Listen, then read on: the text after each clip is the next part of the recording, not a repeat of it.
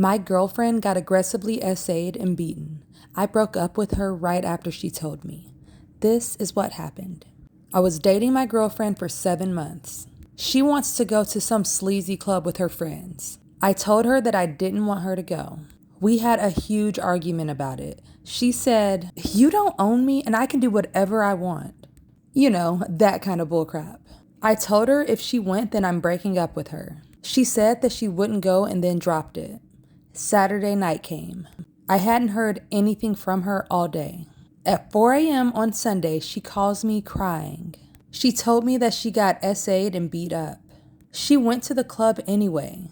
Apparently, she left alone with some guy and his friend to go to a party. They ended up taking her somewhere and beat her up and essayed her.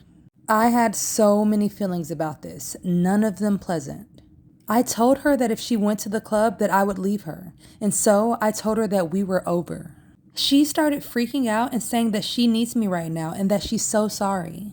I told her to never call me again. Now I've been getting rabid hate from her friends, and my friends think that I am way too cold. But she broke my trust. She went somewhere that I told her not to.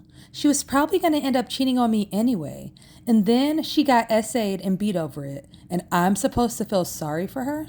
I saw her yesterday, and she was pretty beat up. She had bruises and a black eye and stuff. So I do believe that she was essayed, but this wouldn't have happened if she would have just listened to me.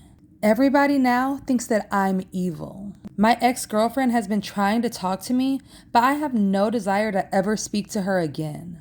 Do you guys think that I was too harsh? I just have a hard time feeling bad when I feel so right.